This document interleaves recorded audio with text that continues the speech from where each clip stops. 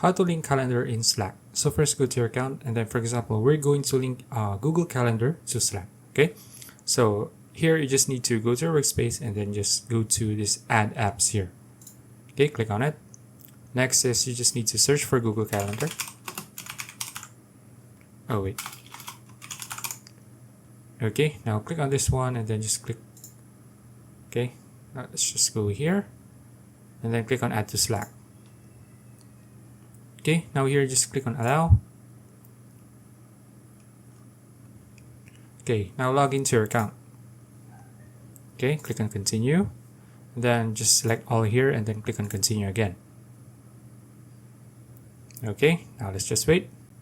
Now once it refreshes your page, you can see the Google Calendar here now linked to your Slack account. Okay, so that's it. If you found this video useful, please like and subscribe for videos like this. See you in the next one.